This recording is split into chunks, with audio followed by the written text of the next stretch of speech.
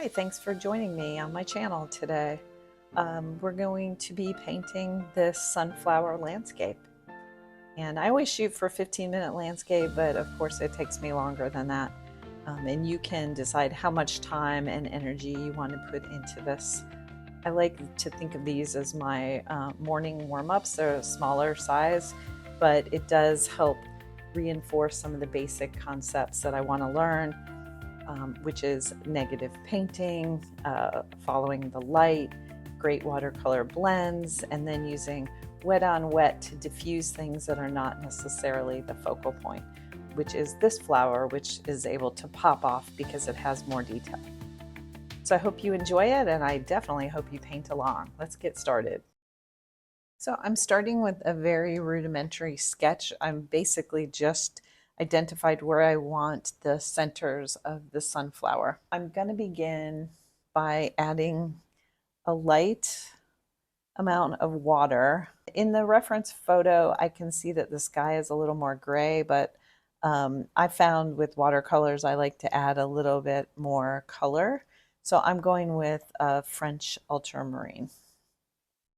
And I will go really lightly because it is not the star of the show. I've taped off my border, and so I do like to interact with it. So I'm going to make sure there's a little bit of the blue up at the edges. And then we're just transitioning. So I'm going to just prop my little block up here. And then that way the paint can just flow down. I go ahead and add a little bit, kind of get the ball rolling here. And of course it's wet up here, so it's going to spread, which is fine. We want that because that'll feel diffused, where we're going to put our focus here on this sunflower. So I like all this craziness and this little blending. This is exactly what we're looking for. Okay, while that's still wet, I'm going to go ahead and introduce a bit of my yellow. And I'm using my raw sienna light. And I'm just capturing where the sun is reflecting, showing more of that yellow. This also is adding dimension to the shape here. So you just want these colors to commingle. And you don't have to overdo it. This is layer one, plenty of time. And here I'm just going to use the yellow to suggest that we have petals out here. And you can even pull in a few so they look a little sharper and not so blobby. But we really don't, we're not worried or trying to get any detail back there. And I'll do the same for this guy. Just have that raw sienna on my brush, and I'm just pulling it in, following the contour of that flower. So the center being here, all my brush marks should point to it. And while my paper's wet, I'm just suggesting that there's more flowers out here in the background. Now over here, my paper's dry, which I do want this flower to be a little more blended. So I'm just going to add a little bit of water, or diffused, I guess is a better word.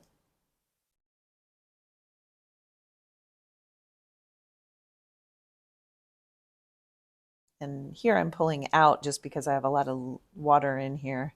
So that made more sense. And I missed one of my little centers over here, so we'll capture that while we can.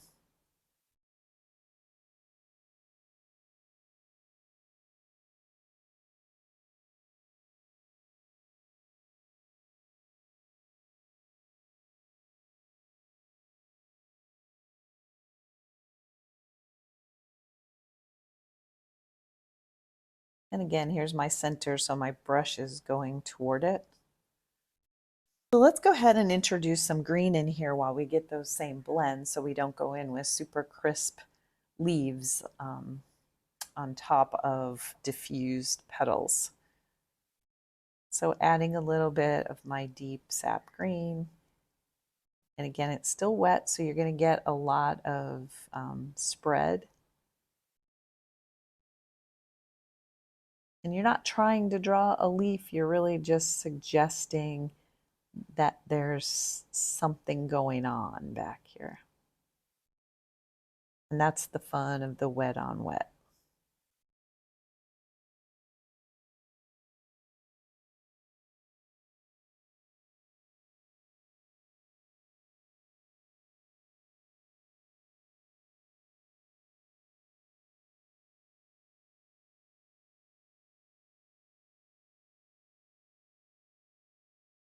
I was getting a lot of these little explosions on the side, so I'm just trying to minimize that a little bit. And I'm just using like a feather touch, you know, hardly any pressure on the brush.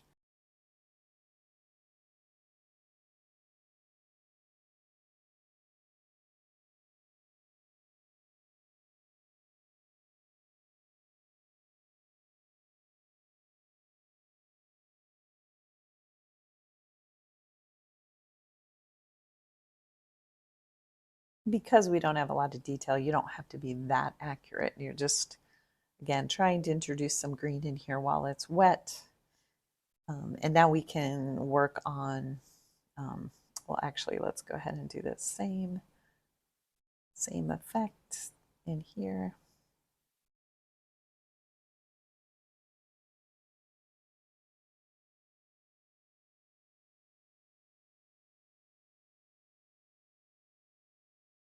Just hinting at detail.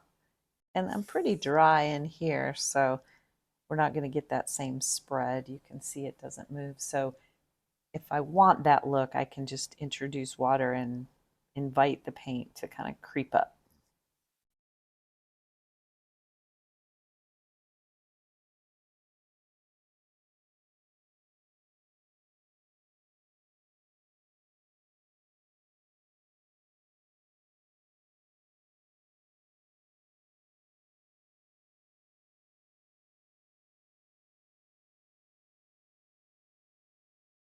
I forgot to put some petals in here, so we'll go ahead and do that now.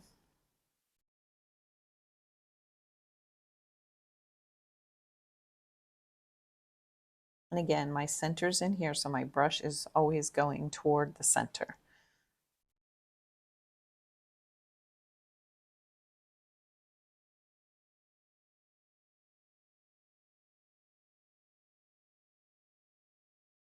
And this will be a good example here. I'm not really trying to draw every single individual petal. I'm gonna try to get fields of color, and then I'll show you how we can charge it with another color to get some interesting blends happening.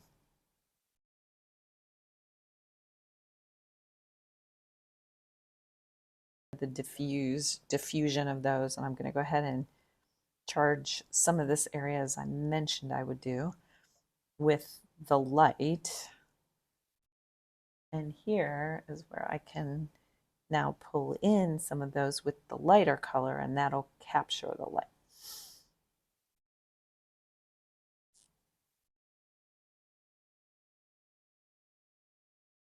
I hope that made sense. This area could be a field of color where we can blend together, and then by showing some of the petals on the edge, it will suggest that this whole flower is made up of petals.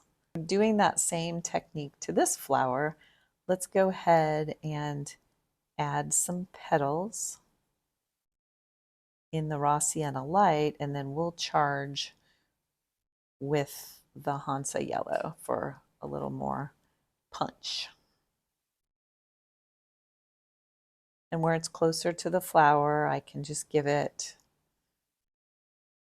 a general field of color, and then I can pull in those petals. And depending on how loose you want to be, you don't have to do each petal, just however many you think is enough to suggest what's happening.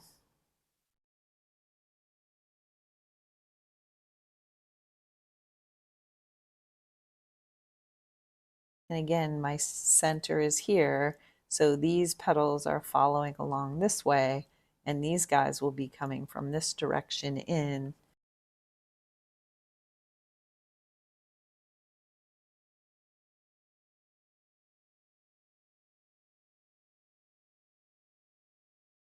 And I don't really need my paper up on the stilts anymore, so I think our sky did enough of what we wanted. So I'm going to go ahead and do this so it gives me a little more control.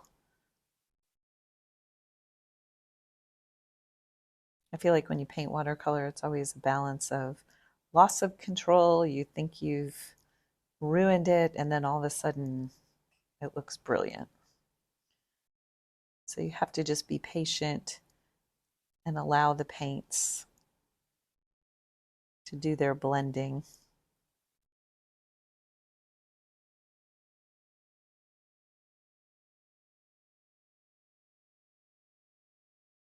I'm just adding some brighter yellows here.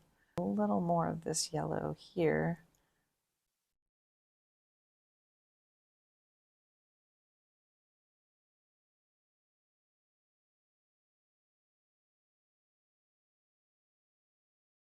And again, maybe just in here while it's drying, we can start to add just a tiny bit of definition.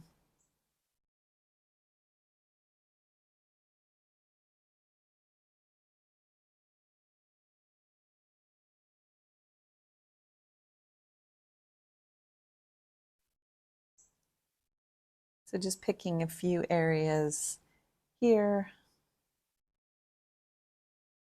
kind of on our second layer.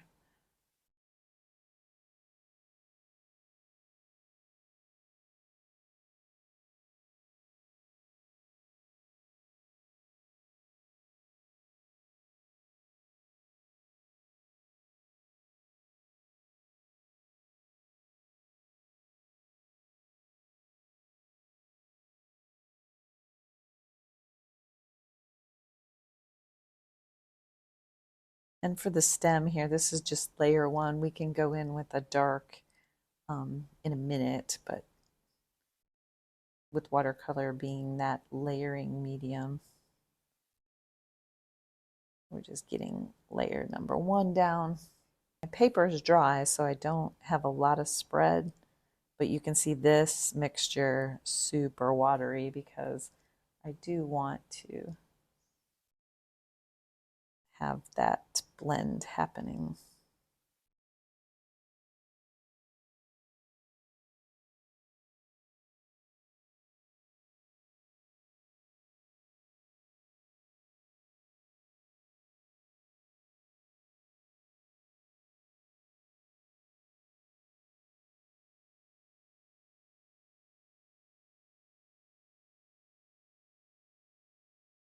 You can see no effort to detail where it's not our focal point. We're going to use this flower as the one that we want to shine. Then everything else is just going to be secondary to that.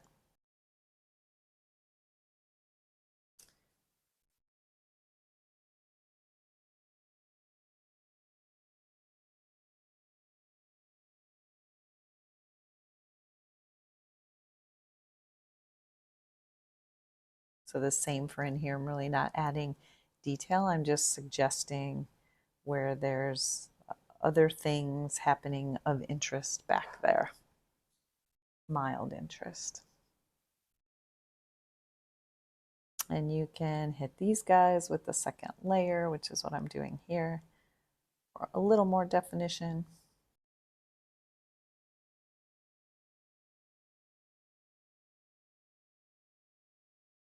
Some flowers have those beautiful little sharp curly petals. So we want to suggest that.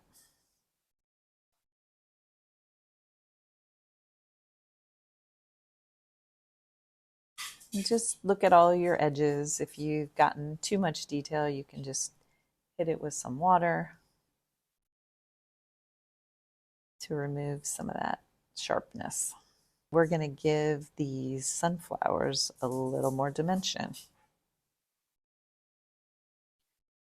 And I see that there's sort of a center ring. So I'm going to go ahead and add a lot of pigment and then just invite it down, invite it to the party. And then blend that out.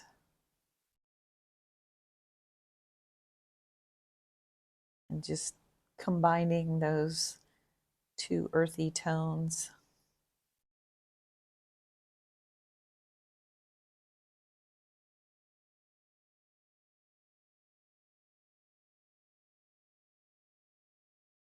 And we'll let them play and have fun down here. So you can just put some speckles and that will make it feel textured.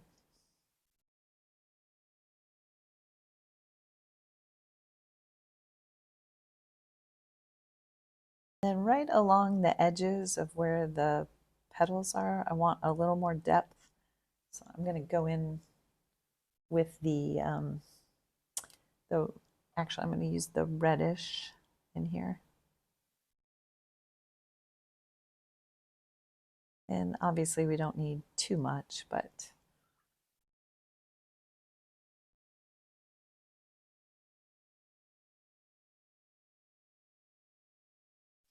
what I'll do here is just kind of again invite that pigment to follow, like a shadow.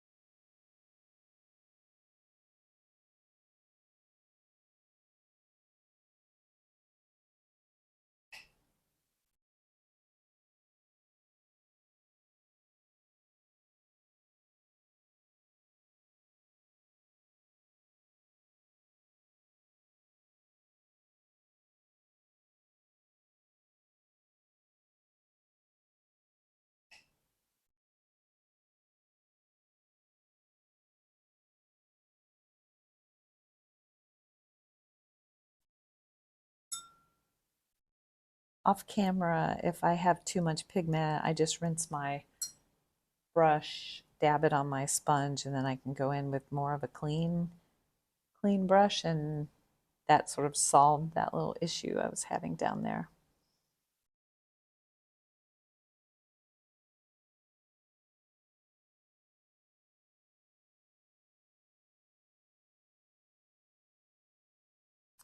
In our next layer, we can give more definition to these petals by doing some negative painting behind. But I'm just going to go ahead and kind of keep looking across my page to see where do I want to do more of that same technique I just did. So taking our brown color, and here's where we can kind of find those petals that we lost by doing a little bit of negative painting. So we're painting around them, and then voila, like magic, we have a petal.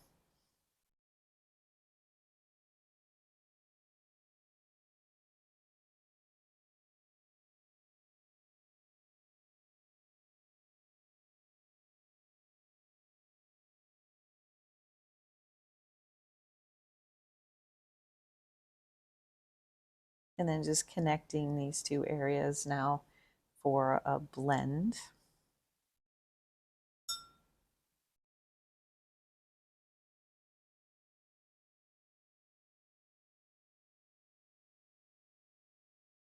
I go in heavy at the top, and then where we want it to curve, I'm just pulling a little bit of that so it makes a nice transition.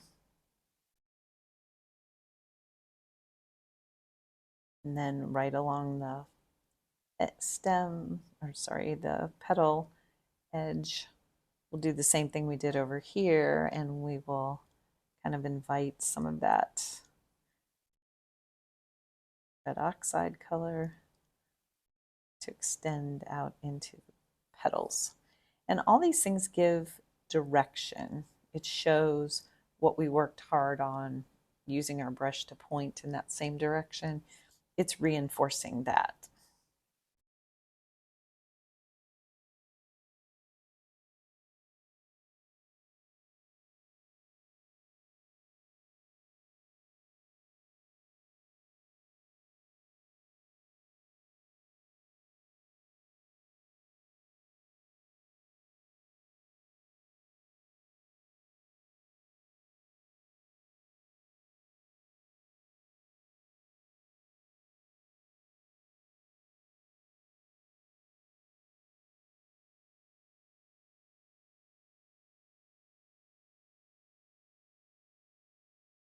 So just adding a little bit of the raw sienna light, I can start to give the flowers a bit of shadowing, shading.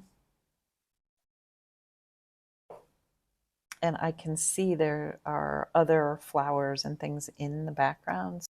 So I'm just debating here, but I'm going to go ahead and go in with just some leaf shapes.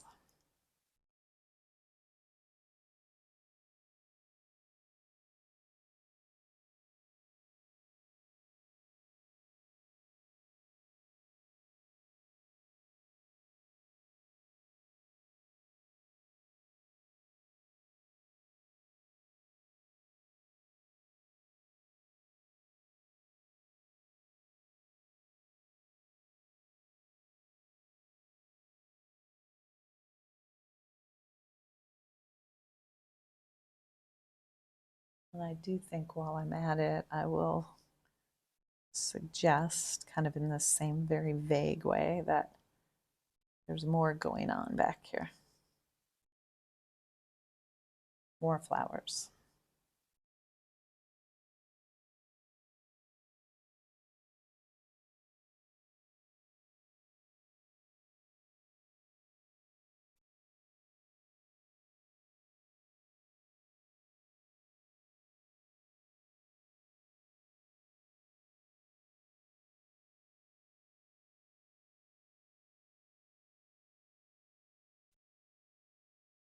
So I don't want to use, just like the green, I don't want to use any bright yellow, but I will just give it a little bit of hint of yellow back here.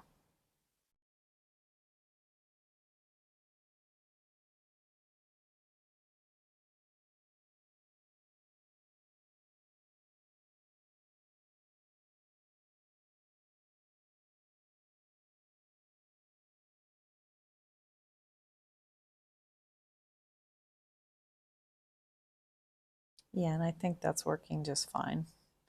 It's enough of, like I said, a hint that there's more happening back here.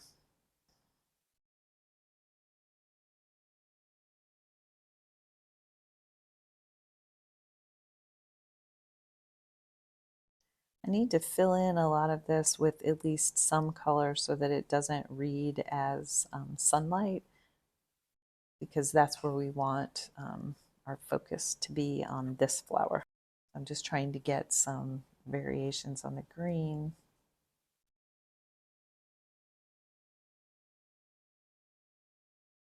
And some interaction with the edge.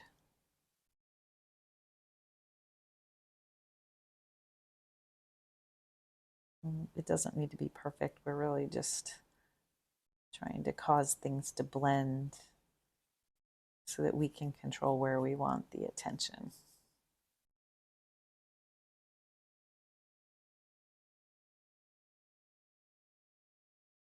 Okay, so I need to do the same thing over here.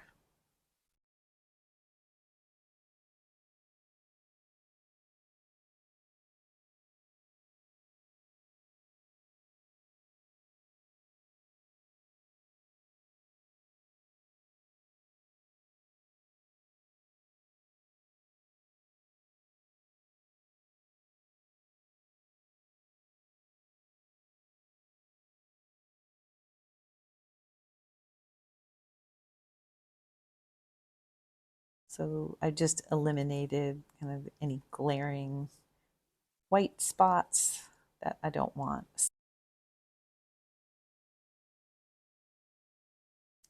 So now I'm just starting to add some deeper tones for value.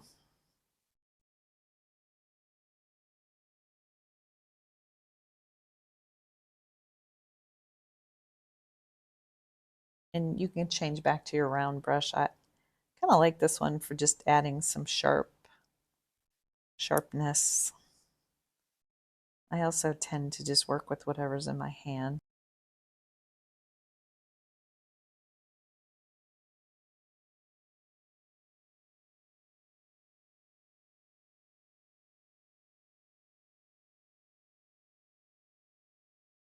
So here I'm being mindful not to give these more attention, but they may need some value. So if that's the case, I'll just add some of that darker pigment and then let it blend in.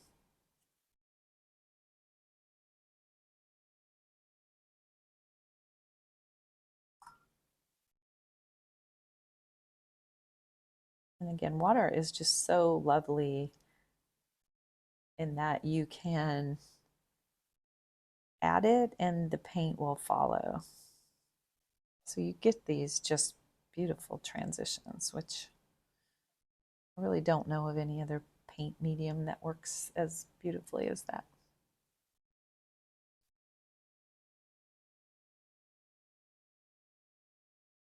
So you do a hard line and then you decide you want to blend it out a bit.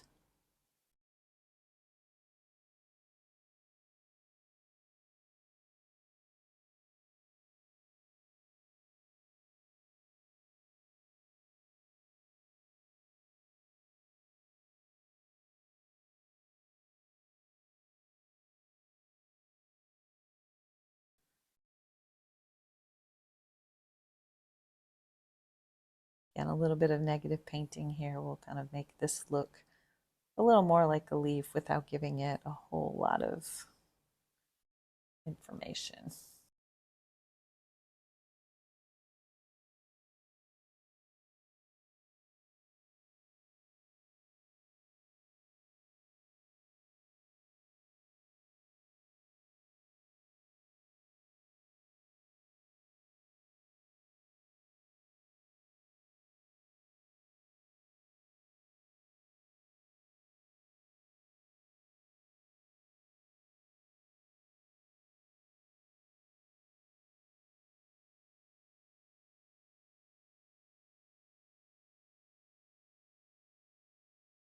Adding a little more detail to this leaf since it's part of our focal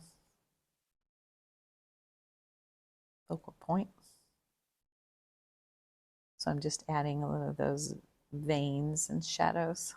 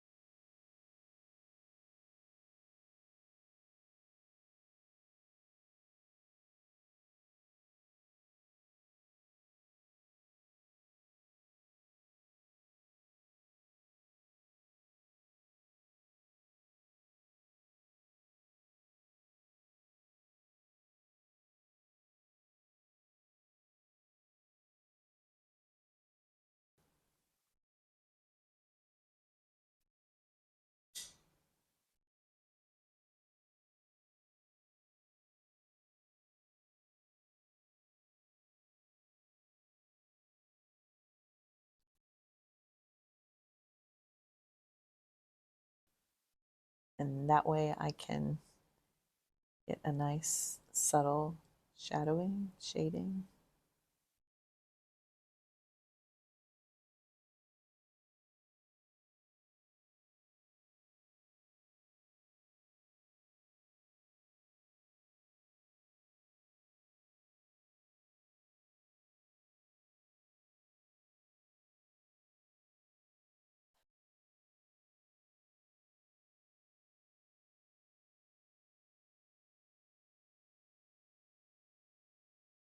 just wiggling my brush. It gives it um, a little more power to do a little lifting and blending.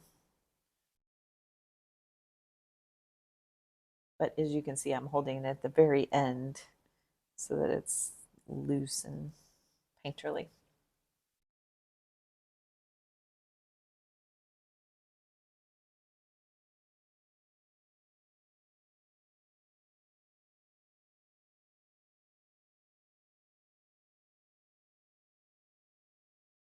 I know if I make this area behind this leaf darker, it's going to make it pop. I just didn't want to have to commit to this whole area being darker. So I'm going to see if I can blend it in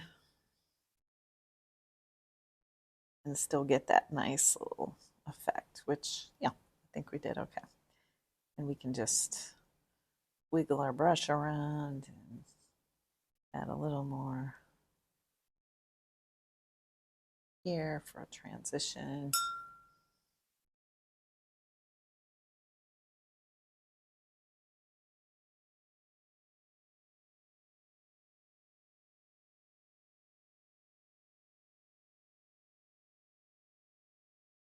It's kind of a slippery slope. Once you start adding dark, then you have to make everything else dark. So I was just trying to be mindful of that and be selective about where I added.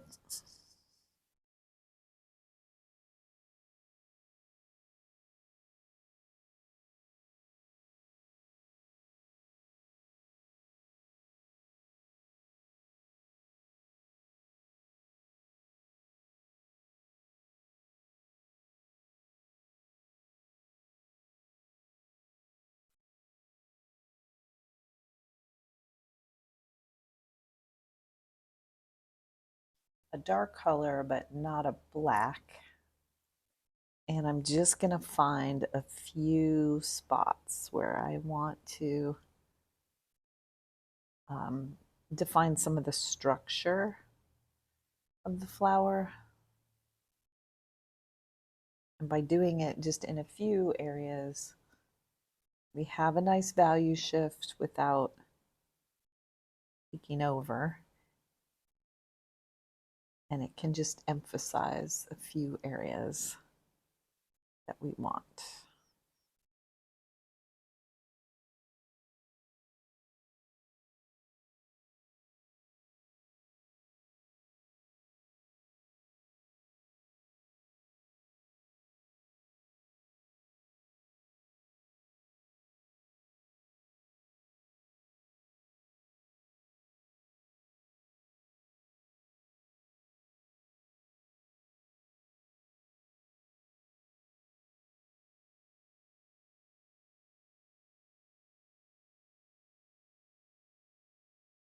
The darkest dark is a really great way to add texture where you need it, because your eye is definitely going to see those little spots.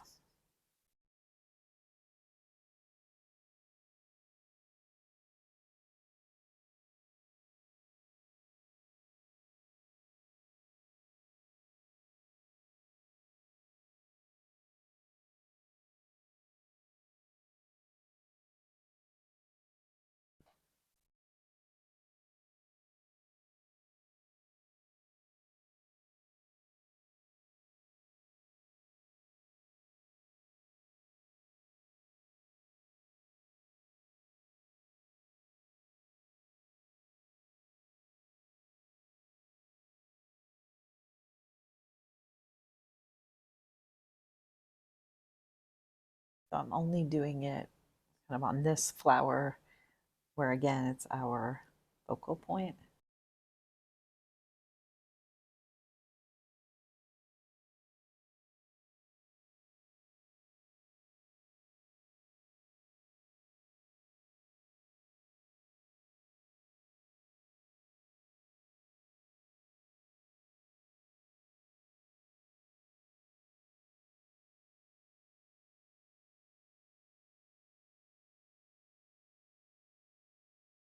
You can see when I said structure, this is what I mean. There's a transition in the branch, and it would be shaded, and this is coming over the back stem. So I want to call attention to that there's a transition.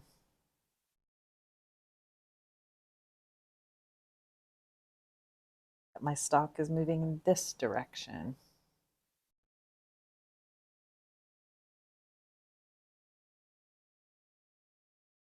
That the petal is in front of that area. And even though you don't have a lot of detail, you can just blend and suggest things by the shift of the color or the hue. Some of these could pop off a little better. So if I add a little more of my green with a bit of that negative painting technique, and then I'll blend it.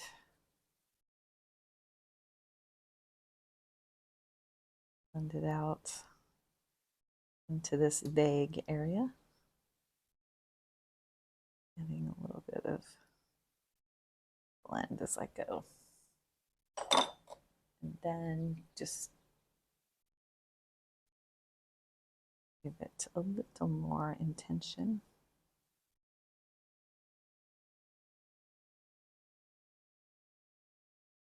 If you add things at the end, you don't want to look like you just added it at the end. So by adding a little water and blending it like I just did, makes that transition a little softer.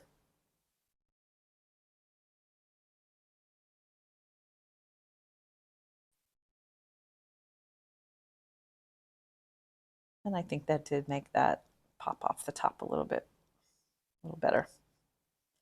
I'm going to call it. Thanks for joining me today. I hope you learned something and enjoyed this sunflower landscape. Happy painting until we meet again.